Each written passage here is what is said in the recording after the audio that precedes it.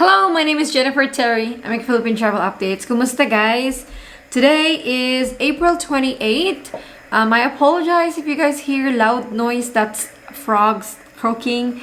It just rained. I think they're mating. Just ignore the background noise if you can hear it. Let's start our Philippine travel updates. What's going on, Jennifer? First up, Clark International Airport will be reopening a new terminal, meaning starting May 2, all flights departing and arriving at Clark will be using the new terminal. So this is part of the Build program of the current administration. Many airports in the Philippines have gone through renovations. Last week I traveled, I noticed Davao International Airport is also going through renovations. This is good, no? The infrastructure in the Philippines, many infrastructure developments because of the program of President Duterte. While Philippine Airlines, no more PPEs. They will revert to their cabin crew uniforms. That's refreshing, no? We know in other countries na nga, they are lifting mask mandates. At least they can start with wearing their beautiful uniforms. No more PPEs. Now on One Health Pass, guys, I just recently noticed po, there's a small note and this is very important for travelers. As you know, One Health Pass talaga is a must. Dapat mag-register before you travel to the Philippines. There is a note po in One Health Pass that not uploading your vaccination record may cause delay in your arrival processing. So again po, to avoid delays, please upload your vaccination record if you're fully vaccinated and your negative test result. Yan, very important yan, guys. We have some travelers saying na hindi na hinanap yung printed forms or copies ng kanilang vaccination record at negative test result. Doon na lang sa One Health Pass tiningnan. Others naman sinabi they still had to show it. Pero regardless, isubmit nyo po siya for avoiding delays. Yan na po. That's coming from the government mismo, One Health Pass. To avoid delays, upload it in One Health Pass. Now, sometimes, mas mabuti po kung picture copy siya para hindi masyadong mabigat yung file. Yan. Now, more travelers ang nagsasabi unvaccinated foreign spouse were allowed. Coming from Cherry, hello Jennifer, we are all unvaccinated traveling with my foreign spouse with PCR test and One Health Pass. It's only the airlines, they held us for 2 hours for nothing, but when we arrived in the Philippines, the BOQ was very helpful, fast service. We are now in quarantine hotels. Please advise airlines abroad to stop holding passengers, especially foreign spouse, because our Bureau of Quarantine in the Philippines welcome us with efficient service. I'm glad to hear that po, BOQ process was smooth for you. Yan. Sana naman, please make it official government. IATF announced na po kayo that foreigners, especially foreign spouse of Filipinas traveling together, allowed naman even if unvaccinated. There's just quarantine upon arrivals. Please make it official na po, government, because it seems like marami nang naka-avail.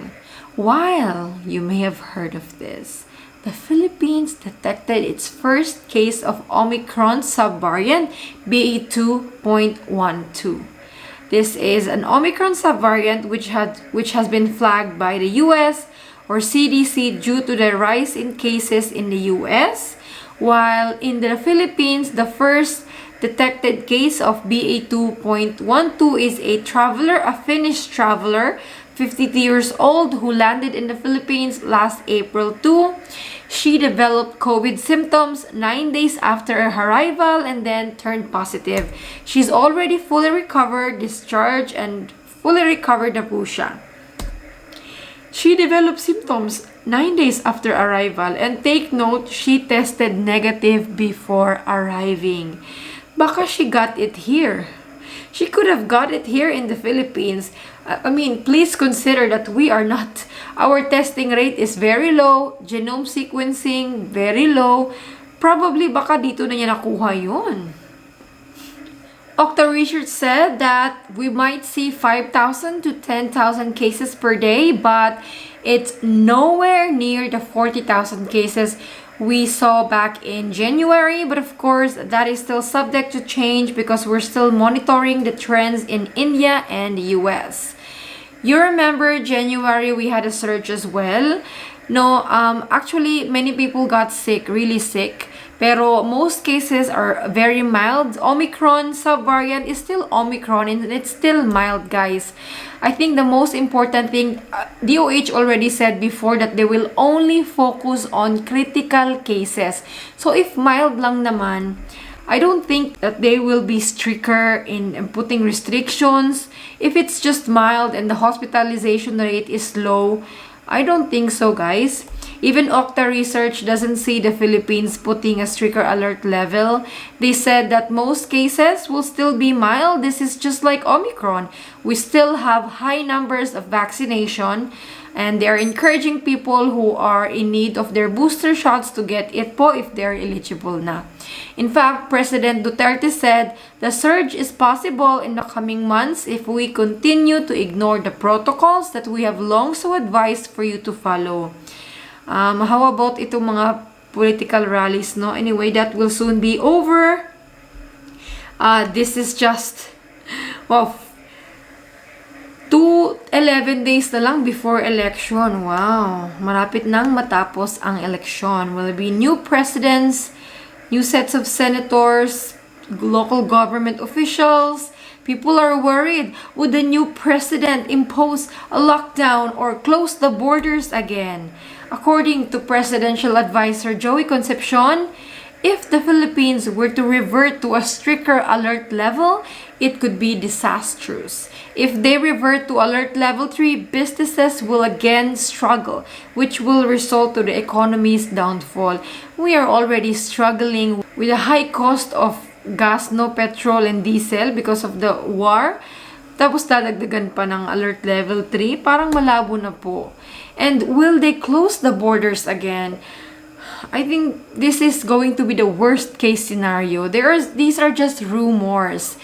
People saying that they will close the borders again, these are just rumors, guys. The government doesn't even talk about lockdown or closing the borders. These are just rumors.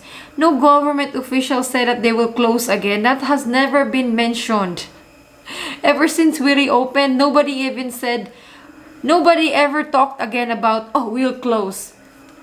Nada. So just listen to the news, observe what's going on or happening in other countries.